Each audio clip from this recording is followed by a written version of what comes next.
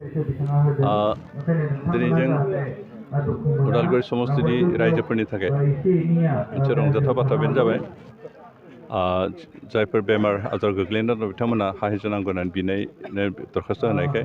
बिथांमोननि दरखास्तखौ बिबेसना खालामनानै chief मिनिस्टारनि relief फान्डनिफ्राय जों साहाय्य होफैनाय जादों एबार जों 23नो चेक होनाय जादों खोब सिरियास बेमार केन्सार आरो किडनि ट्राबल जानाय बायदि बेमारिफोरनो होनाय जादों बेनिफ्राय बेनि अनगायैबो जों एबार आबादारिफोरनि थाखाय एग्रिकालसार डिपार्टमेन्टनिफ्राय माखासे आबादाव बाहायग्रा बेसादफोर होनाय जादों बाराना 10 जनसोनो होनाय जागोन लोगोसे दिनैनि बे हाबाफारियावनो थांनाय सरकारनि समावनो बायनाय आठुवा गुदामाव गोग्लैसोना दंमोन बेखौ जों दिहुननानै राननायनि बाथ्रा बुंदों आरो प्रयटेक प्राइमारि कमिटिनि प्रेसिडेन्ट सेक्रेटारिखौ जों लिंहरदों जाहाथे बिथांमोना गाव गावनि प्राइमारि राननानै होनो हायो आठुवाया जथेस्थ' गोबाङैनो दं आं सानदों जोंनि गोरिब न'खर जायफ्रा बायनानै लानो हाया बिथांमोननो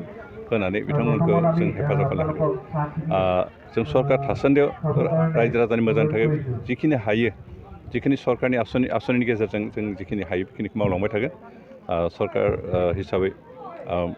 गुबुन जायगायाव थानाय जेफोर जेंनाफोरखौ जों बोस्रांनो नाजालांबाय थागोन आरो बेनि थाखायनो जों रायजोफोरखौ खावलायनो सानदों जे सरकारजों अरायबो जगाजग लाखिनाय खामानिखौ मावगोन बेनिखाय खावलायनाय जाबाय मानोना सरकार आरो रायजो राजाफोरनि गेजेराव मोनसे मोजां जगाजग थायोबासो जों ओनसोलनि जौगानो थाखाय खामानि मावनो हागोन सार आरो जौगानायनि बिथिंथि नायोब्ला सारनि समस्थियाव गोबाङानो बुंनाय बायदि जौगानायनि बेलायाव जेबो खामानि जायाखै आगबाराखै होनना बुंदों बेनि सायाव बेयो अपोजिसनफोरनि राव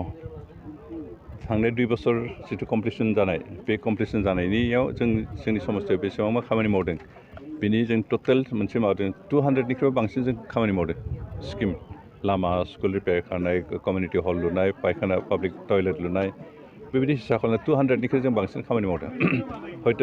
BPFनि राजत्वनि समाव 5 बोसोराव बेसेबां खामानि मावनो हायाखै बेनिखायनो आं बुकलेट दिहुनदों बेखौ फरायनानै रायजोफोरनो बेखेवना होबानो रायजोफ्रा नुगोन थारैनो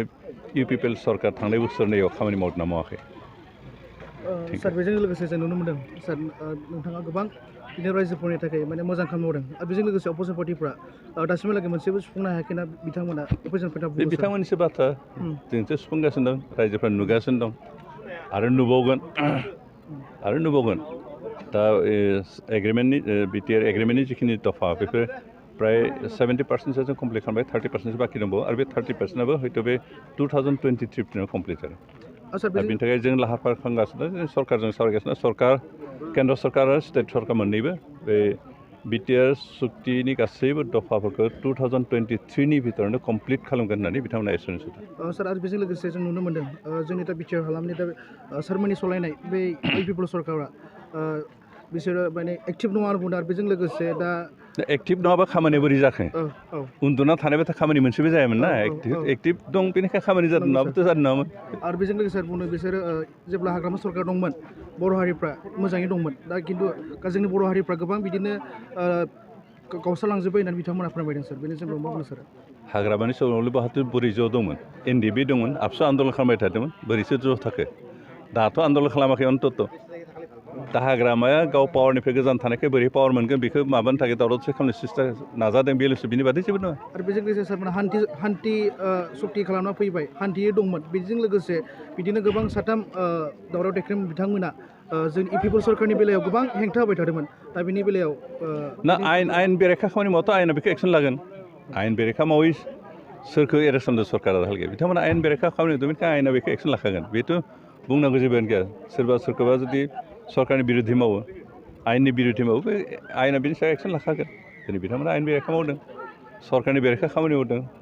आरो जेबो प्रमान गैयालाबोथ' रावखौबो एरेस्ट खालामा ना प्रमान दं सरकारनि आखायाव बेनिखायनो एरेस्ट खालामदों सारनाव लास्ट सोंथि आं सोङो सारा गोबां खामानि मावबाबो बिदिनो रायजो राजाफोरनि सिगाङाव खोमायाव माने गाज्रि भाब सोना होयो बिनि बेलायाव सारा मा बुंनो सानो दा बोसोरबानो जानो थाङाखै बोसोरनो गोबां खामानि मावनाय देखायनो दा बे बुंग्राया बुंखाबाय थागोन बिसोर कोनो दिन मोजां बुंखाया अपोजिसना सानफ्रोमबो बुङो खिन्थु बेखौनो जों फोथायना लाबाथ' बे गोरोन्थि जागोन बुंग्राया बुंखागोन दा असमियाव मोनसे बाथ्रा दं पागले नकय कि सागले नाखाय कि बे बुंग्राया बुंबाय थागोन बेखौ जों खोनासंनानै लाब गैया बिसोर नों मोजां खामानि मावबो कोनो दिन नुवा गाज्रि खामानि मावबो बिथांमोना कोनो दिन नुवा बेनिखायनो बेबायदि आन्धा पागल टाइपनि मानसिफोरनि बक्तब्यखौ जों खोनासंनानै लाब गैया। थेंक इउ सार। 39 बोसोरनिफ्रायनो देहायारि जोथोननि बिथिङाव बुहुमनि बयजोंबो फोथायजानाय लोगोसे साबसिन आरो रावजोंबो रुजुजायै गोरोन्थि गैयै फिथाइनि रादाय होग्रा एप'ल' डायग्नोस्टिक्सआ नोंथांमोननि साखाथियाव सौफैबाय। बे एप'ल' डायग्नोस्टिक सेन्टाराव थैजों सोमोन्दो थानाय गासिबो बेराम, कभिड-19 बेराम, खि, हासुदै आरो गुबुन गुबुन बेरामनि आनजाद खालामनाय जायो। नोंथांमोनहाबो आनजाद खालामजाफैनो हागोन। थङा जाबाय क'क्राझार टाउननि मालदां बाजारनि साखाथियाव थानाय रिलायन्स पेट्रल पाम्पनि उल्थाथिं। रोखायै मिथिनो थाखाय नोंथांमोनहा 6001517103 नाम्बाराव सुलु लानो हागोन। एप'ल' डायग्नोस्टिक सेन्टार, क'क्राझार।